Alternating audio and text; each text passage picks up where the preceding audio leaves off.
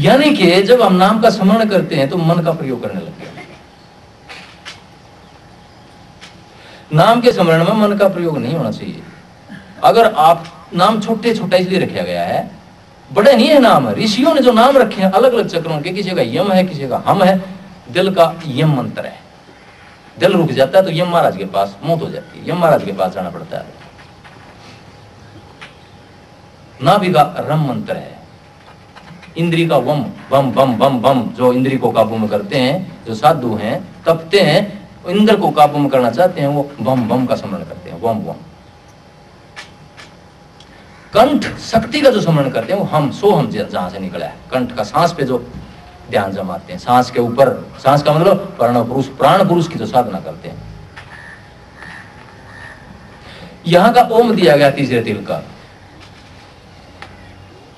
इससे ऊपर जो रारंग सोहंग सतनाम अलख अगम अनामिर राधा स्वामी, ये चोटी का नाम है। ये मैं आपको ज्योति निरंजन और ओंकार के ऊपर की बात बता रहा हूं। मैं क्यों नहीं प्रकाश में जाते आप, क्यों वापिस आ जाते हैं आप, कि आपने बीच में एक मन की प्रिज्म रख दी है। यानी कि जो राधा स्वामी नाम था, राधा स्वामी या जो ओम का स्मरण करते थे, छोटे छोटा था, जो आपको दिमाग तो लगाना पड़ता, छोटे मंत्र पे नहीं लगाना पड़ता ना। मंत्र वो होता है जिस पे दिमाग का प्रयोग नहीं होता, मन का प्रयोग नहीं होता। अगर आपको लंबा नाम आपने मिल गया तो मैं नाम नहीं कहूंगा, उसको मंत्र है वो।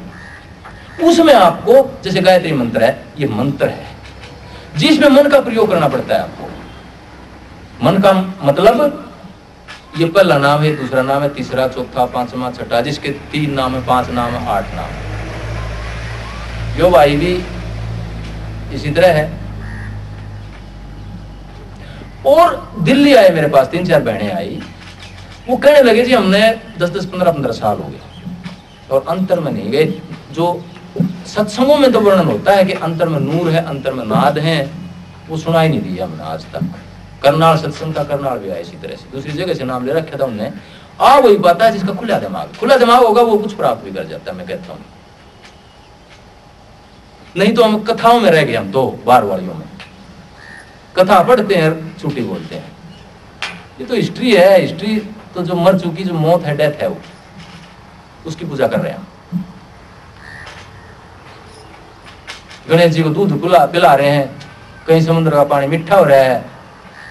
हम इन चीजों से बाहर नहीं निकल पाए। इन चीजों से बाहर नहीं निकलेंगे तो अंदर का भेद अंदर तो आ ही नहीं पाएंगे हम, क्योंकि बाहर बिखर गई हमारी जो मन की प्रिज्म थी, उसने उठा करके हमको बांट दिया, खिंडा दिया, हमको बिखरा दिया हमको। यानी कि जो नाम था शुरू में प्रकट हुआ था राधा स्वामी, अब वो बिखर के आ गया। मैंने उन बहनों को क्या कहा, दिल्ली में जो थी या करनाल में जो थी, उन बहनों को ये कहा कि मैं आपको 5 मिनट सत्संग सुन लिया था उन्होंने। सत्संग सुनने के बाद देर नहीं लगती। यहां जो मैं वर्णन करता हूं, सतगुरु की दया कुछ ऐसी है कि जब बैठते हैं तो अंदर में से चला जाता है आदमी। लगभग दिल्ली में 25 से 30 आदमियों के जो 100 के 100 यानी कि 100% के 100%, 25-30 के 25-30 अंतर में झांक के चाबी लग गई उनके अंदर के नूर के दर्शन करके, जिसको परमात्मा कहा गया, उस नूर को, उस ज्योति को, जिससे सारी सृष्टि का जन्म होता है। एक नूर थे सब जग उपजा, नानक साहब कहते, एक नूर थे सब जग उपजा। नूर के अंतर में दर्शन करके वो सारे के सारे क्यों करके कि सत्संग में आए हुए थे। सत्संग में उनका मैल हर लेता हूं मैं, उनके जो शंकाएं थी शंकाएं हर लेता हूं। शंका हरते ही अंदर में जो सच्चाई थी, जो अमृत बैठा हुआ है, वो झाल मारता है। झाल मारता है तो ध्यान में बैठते ही 5 मिनट के अंदर वो दर्शन हो जाता है। ये मेरे सद्गुरु की दया है।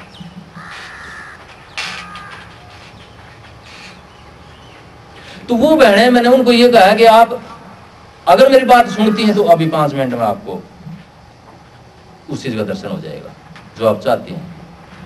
मैं कहता हूं लाख लाख आदमी इकट्ठे होते सत्संगों में, एक आदमी बता देना जिसकी कुंडलिनी जागती हो। इस सत्संग की खास बात ये उभर के आई है कि मेरे सदगुरु की दया ऐसी है कि यहां लगभग लोग अंदर की कुंडलिनी जागरण के दर्शन कर जाते हैं, उस परम शक्ति के, परम माता के, परम पिता के। क्यों कर जाते हैं कि एक निस्वार्थ भाव जब देखते हैं तो उनका समर्पण हो जाता है। यहां पर आते ही ना किसी से पैसा लिया जाता है, ना कोई आश्रम की व्यवस्था, क्योंकि आश्रम खड़ा हो गया तो पैसा, राजनीति, स्वार्थ रोक ही नहीं सकते आप, रोक ही नहीं सकते आप। और जो चीज शुरू में प्रकट हुई थी व्यास में बाबा जयमल जी जो प्रकट हुए थे, वो कैसे आगे चीज वो अनुग्रह नहीं रहती है, वह फिर बिल्डिंगों में पैसों में कन्वर्ट हो जाती है वो परमात्मा का नाम। जैसे बीज बोलते हैं फसल में बदल जाता है। या कहीं भी मेरे सदगुरु आए हैं या स्वामी जी महाराज आए हैं, जिस जगह पे आए हैं वहां फिर रुखाड़ होने लग जाती है, वहां महल खड़े हो जाते हैं। ये तो झोंपड़ी में जाने का रास्ता है, ये तो झोंपड़ी में जाने का रास्ता है, ये महल में जाने का रास्ता ही नहीं है। अगर महल खड़े हो गए हैं तो परमात्मा उसके मैनेजमेंट में लग जाएगा गुरु, फिर वो संभालने के लिए। मेरे सदगुरु कहते थे ये जो सौते संत होता है वो चौड़े मैदान में आकर के बैठता है, और जो गद्दी का गुरु होता है वो गद्दी में गुरु खाड़ करने के लिए आता है। जो चीज इकट्ठी हो जाती है उसकी संभाल करने के लिए आता है, वो चौड़े मैदान में बैठता है। बाबा जयमल चौड़े मैदान में जंगल में आकर के झोंपड़ी में आकर के बैठे थे। सिरसा में बाबा मस्ताना जंगल में जाकर के बैठे थे। बाबा कृपाल सिंह ने अपना अलग से अकेले होकर के शुरुआत करी थी। तो वो चीज कुदरती कटौती में आ जाती। क्यों आ गई कि वो मैंने उनको ये कहा बहनों को कि आप कोई भी नाम नहीं स्मरण करेंगे, स्मरण करना है तो एक सतनाम का करना है, नहीं तो वो भी छोड़ दो आप। मैं शुरू में जब नाम देता हूं वो कहता हूं राधा स्वामी भी नहीं जपना, खाली होकर बैठ जाओ बस, क्योंकि वो राधा स्वामी जबान पर नहीं चढ़ा है। जब जबान पर सांस में चढ़ जाएगा फिर वो अपने आप माला की तरह फिरती मणियों की तरह माला में चढ़ जाएगा। तो उनको कहा कि अगर मेरी बात समझ में आवा तो बैठो 5 मिनट के अंदर, जो चीज आपको 15 साल में नहीं मिली वो 5 मिनट के अंदर हो सकता है वो काम आपका। तो बैठी 3 जनी थी, एक ने 2 मिनट आंख बंद करी थी, बाकी मैं नाम देने लग गया। 25-30 बैठे थे उनको, तो मैंने बीच में बुला करके उनको पूछा 5 मिनट के बाद 7 मिनट के बाद कि बहन जी हाँ क्या अनुभव हुआ। तो उनके सबके सामने मैं वर्णन करते इनके सामने, तो उसने स्पष्ट बताया कि किस तरह से कुंडलिनी जागरण होता है, किस तरह से वो नूर चक्कर काट काट करके आता है। वो तब आएगा जब आप मन का खेल बंद कर देंगे। मन का खेल कहां था कि आपको नाम याद करना पड़ता था, इब यू नाम है, इब यू नाम है, इब यू नाम है, अब ये नाम है। मन की प्रिज्म बीच में अड़ा दिए तो आप नूर के अंदर नहीं जाएंगे। ये तो एक विशाल नजरिया है इस बहन जी का कि सूरज चांद एक ही है, लेकिन वो सूरज चांद भी जहां से उस नूर में से निकलते हैं उस नूर की फिर भी कमी है। जो नूरी गुरु कहा गया है, परमात्मा का नूरी रूप क्या है, जहां से सारी सृष्टि निकलती है, नूरी गुरु कौन सा है, गुरु के चरण कौन से हैं, त्रिकुटी में जाकर के जो दर्शन होते हैं, लाली मेरे लाल की जित देखूं तित लाल, लाली देखण मैं गई मैं भी हो गई लाल के अंदर में। साधुओं ने अंदर का लाल रंग देख करके लाल कपड़े पहनने लग गए।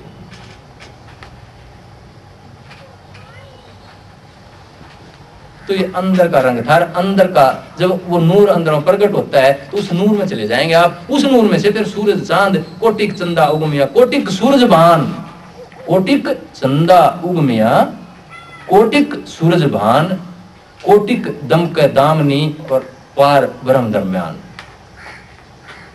जब आप पार ब्रह्म में जाते हैं तो वहां करोड़ों सूरज के दर्शन होते हैं। कोटिक चंदा उगमिया कि करोड़ों चांद दिखते हैं वहां पर। कोटिक सूरज भान कि करोड़ों सूरज का प्रकाश और करोड़ों सूरज आकाश गंगा की यूं गुच्छे के गुच्छे दिखते हैं। एक बार तो एक बहन डर गई और वो अब पता नहीं, क्योंकि भेद नहीं बता रहे, कथाएं पढ़ी जा रही है। उसको क्या हुआ, ध्यान में गई तो सूरज दिख गया उसको, और प्रकाश यूं आता है उमड़ उमड़ के उसमें अंदर में वो नूर। उसमें सूरज जब दिखाई दिया ना उसको तो बहन डर गई। उसने सोचा आकाश का सूरज आ गया।